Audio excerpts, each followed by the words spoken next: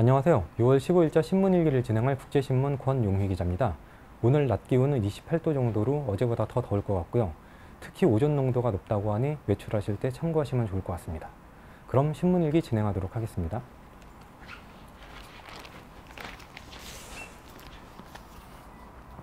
정치권 가세, 연산 이마트타운 새 국면. 얼마 전에 연제구에서 이마트타운 영업을 허가를 해줬죠. 그래서 현재 중소상공인 살리기 협회 이정식 회장이 단식 투쟁을 벌이고 있는데요. 그렇다 보니까 여당 의원들이 방문을 한다 그러네요. 간담회에서 갈등 해결 방안도 논의를 한다고 그러는데 기사 한번 구체적으로 보겠습니다. 14일 오후 부산 연제구청 앞에 차려진 이마트타운 연산점 입점 철회 촉구 단식 농성장에는 더불어민주당 을지로위원회 이하경 위원장이 방문을 했다고 그러네요. 그리고 내일은 같은 당 100일 민생상황실 의원들이 현장을 또 방문한다고 그럽니다. 이들은 연제구청장과의 면담도 추진하고 있다고 그러는데요. 이미 영업 등록을 마쳤기 때문에 취소하기는 어렵다고 합니다.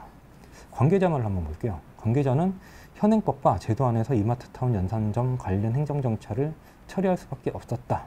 이를 성실히 설명하겠다라고 했습니다. 이게 과연 성실히 설명할 일인지 의문이 듭니다.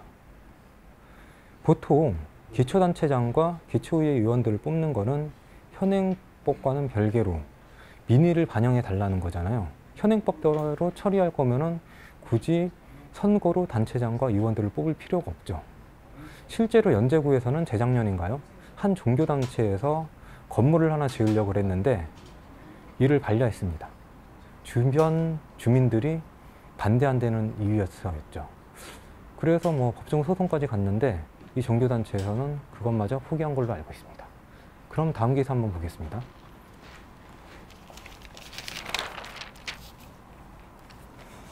지하철 적자 70%가 무임승차 손실액. 무임승차 손실액이라고 그러네요. 부산 지역의 작년 손실액이 1,111억 원이었다고 합니다. 손실 비율이 80%로 타지자체 평균보다도 높다고 합니다. 이 때문에 한국도시철도학회에서 포럼을 열고 노인 연령 70세 조정 등을 방안한다고 하는데요. 기사 한번 구체적으로 보겠습니다.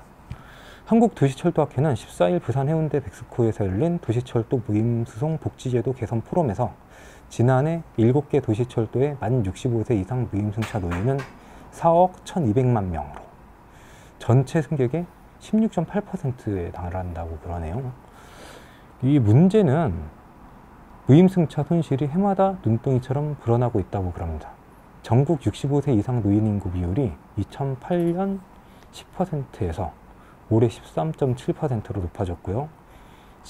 약 10년 후죠. 20%가 넘을 것으로 예상을 하고 있습니다.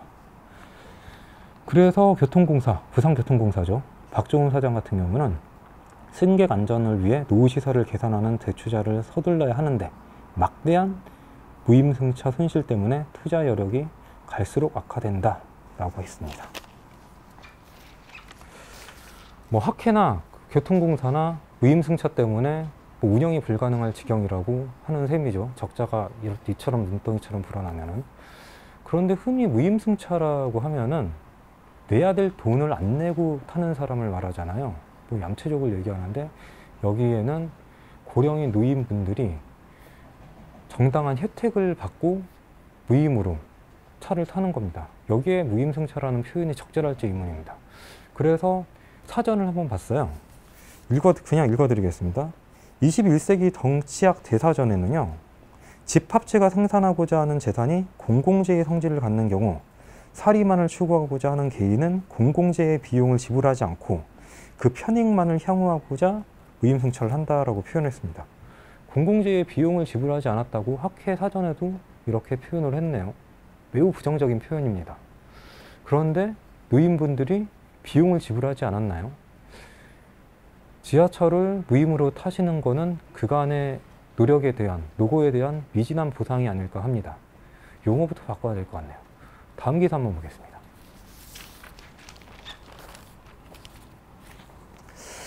김해공항 국제선 터미널 2차 확장 부정적이라고 했습니다. 국토부와 민주당이 토론회에서 이처럼 표명을 했습니다. 그에 따라 공항 확장에 따른 소음 피해까지 얘기를 했는데요. 일단 토론회 현장에서 나온 전문가 얘기를 들어보겠습니다. 최치국 민주당 부산선대위 정책단장은 2026년 김해 신공항 완공에 앞서 포화 상태인 김해공항 국제선 2단계 확장을 서둘러야 한다고 주장을 했습니다. 1단계 확장은 지난해 시작돼서 이달 말에 완공이 되는데요. 이미 승객은 1단계 확장으로 수용할 수 있는 범위를 넘어섰다고 합니다. 지난해 김해공항 승객이 20%나 급증을 했고요. 정부는 3%라고 보수적인 수치로 접근해서는 안 된다라고 지적이 나오네요. 반면 국토부 얘기를 들어볼게요. 터미널 2차 확장에는 3년이 걸린다고 하고요. 대안으로 슬롯 확장, 그러니까 시간당 이착륙 횟수죠. 커피 타임, 운행 제한 시간 단축이 현실적인 대안이라고 했습니다. 김해공항은 사실 많이 붐비고 모자라죠. 실제로 해외여행을 준비해 보신 분들은 아실 겁니다. 노선이 부족하다 보니까 멀쩡한 공항을 놔두고 인천까지 가야 되는 수고를 대부분 겪으실 거예요. 만약에 김해공항에 직항노선이 더 개발이 된다면은, 더 생긴다면은 수요는 더 폭발적으로 늘어나죠. 국토부에서는 그냥 수요를 매우 보수적으로 볼 게 아니라 길게 보고 투자를 해야 될 것 같습니다. 그래야지 2중 3중으로 예산이 낭비가 되지 않죠. 지금까지 국제신문콘 용혜기자였습니다. 고맙습니다.